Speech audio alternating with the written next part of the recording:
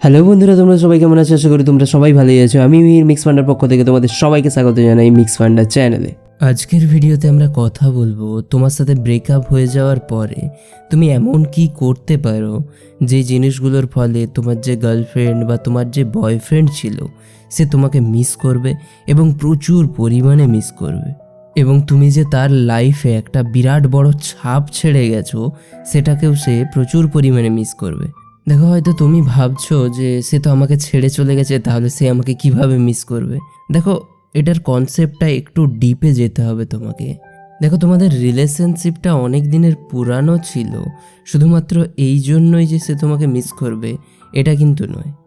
তোমাদের দুজনের একটা সময় কিন্তু ফিলিংস জুড়ে ছিল দুজনকে ঘিরে, দুজনের প্রতি ভালোবাসা ছিল। তুমি মনে করো না, তোমার সাথে তোমার গার্লফ্রেন্ডের বা তোমার সাথে তোমার বয়ফ্রেন্ডের যখন প্রথম প্রেমালাপ শুরু হয় তখন দুজনে কত কেয়ার করতে, দুজনের কত খেয়াল রাখতে, দুজনের কত কথা শুনতে, দুজনের সাথে সব কিছু যেমন শেয়ার করতে, তখন দুজনের মধ্যে একটা টানও খুব বেশি ছিল।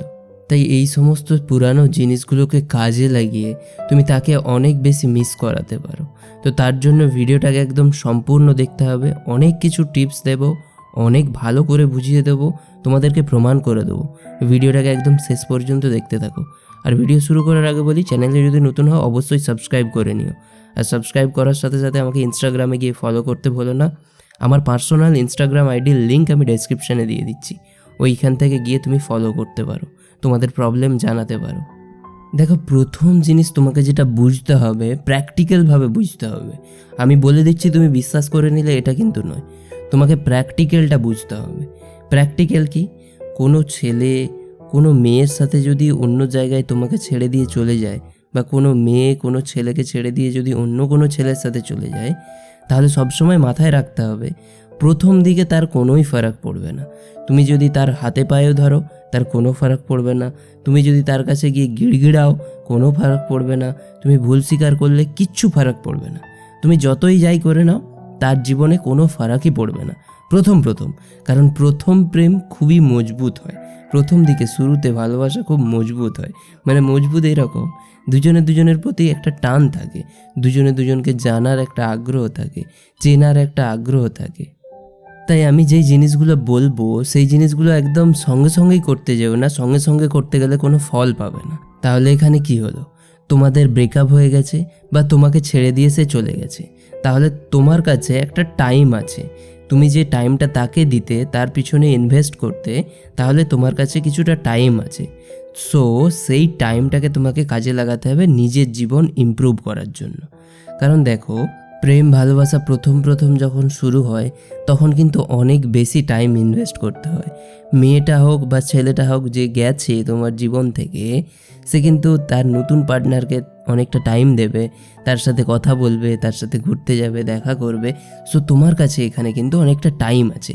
সো সেই টাইমটাকে নিজের জীবনটাকে একটু ইমপ্রুভ করার কাজে লাগাও, প্রথম ধাপ এটা। এরপরে সেকেন্ড জিনিস যেটা চলে যাব, সেটা হচ্ছে তোমার যে ফোকাসটা আছে তার উপরে, সেই ফোকাসটা তোমাকে শিফট করতে হবে অন্য জায়গায়।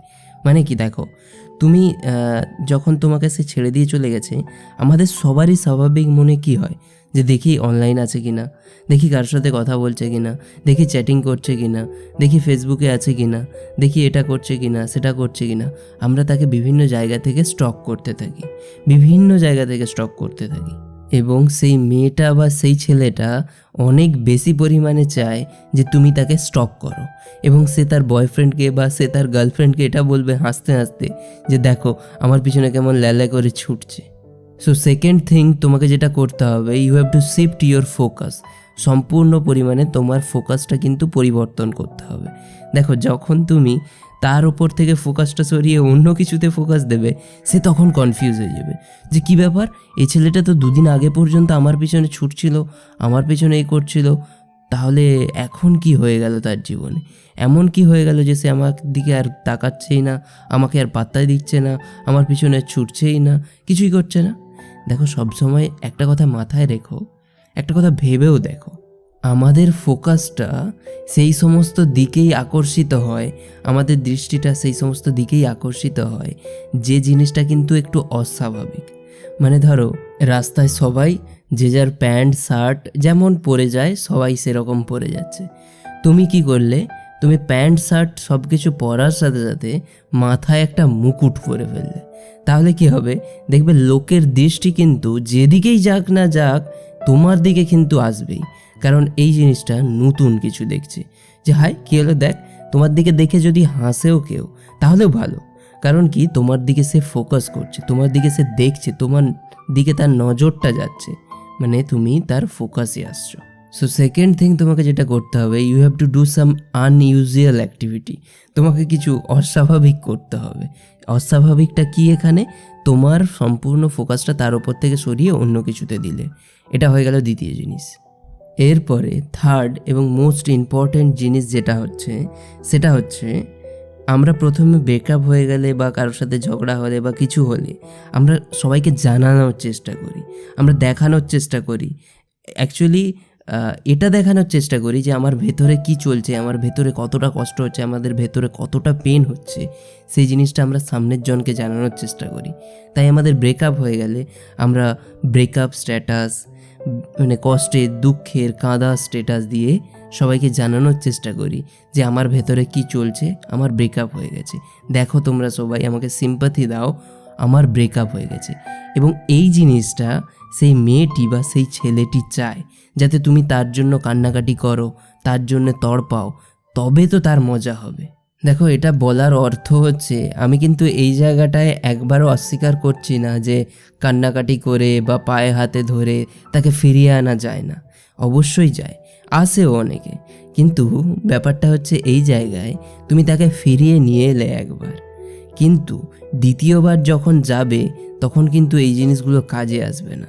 আর প্রথমবার যাওয়ার পরে তুমি যখন তাকে ফিরিয়ে নিয়ে আসবে তোমার জীবনে পায়ে হাতে ধরে, তখন কিন্তু তোমাদের রিলেশনশিপে তোমার যেই সম্মানটা ছিল সেটা কিন্তু আর থাকবে না।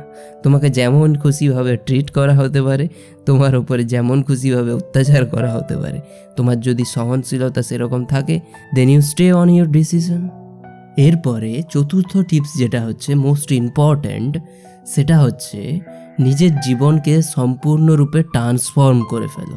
ট্রান্সফর্ম এই অর্থে, পুরানো যে তুমি ছিলে, তোমার যে বয়ফ্রেন্ড তোমাকে চিনতো বা তোমার যে গার্লফ্রেন্ড তোমাকে চিনতো, পুরানো তুমিকে সেটা সম্পূর্ণরূপে পরিবর্তন করে ফেলো, নতুন তুমিতে কনভার্ট হয়ে যাও।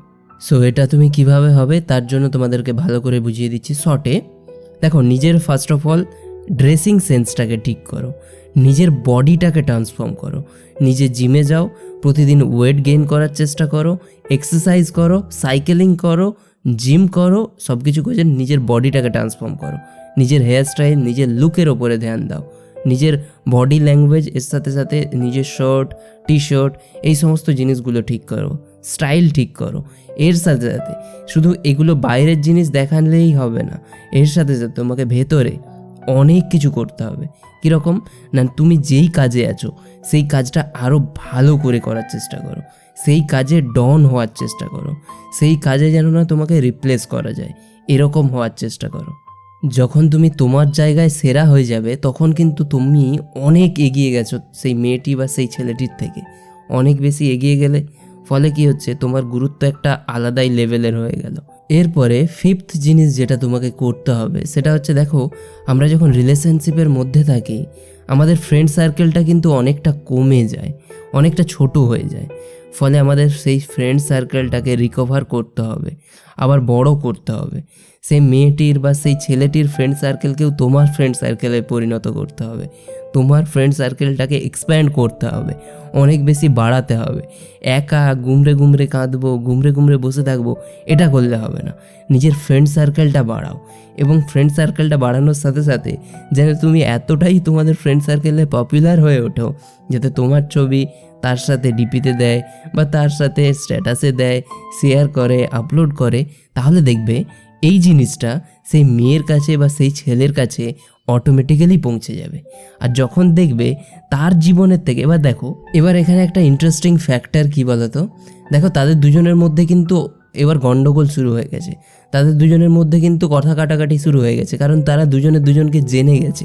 তোমার মতো অত আন্ডারস্ট্যান্ডিং নয় সেই ছেলেটি বা সেই মেয়েটি, তখন তাদের দুজনের মধ্যে গণ্ডগোল শুরু হয়ে গেছে। ফলে তুমি এদিকে কাস্টমাইজ করে নিয়েছো নিজেকে নতুনভাবে পরিণত করে নিয়েছো, নতুনভাবে গড়ে তুলেছো। এবার তোমার ডিপি, তোমার স্ট্যাটাস সব জায়গায় ছড়িয়ে যাচ্ছে, তোমার ফটো সব জায়গায় ছড়িয়ে যাচ্ছে, সোশ্যাল মিডিয়ায় বলো, হোয়াটসঅ্যাপে স্ট্যাটাসে বলো, ইনস্টাগ্রামে বলো, চারিদিকে ছড়িয়ে যাচ্ছে।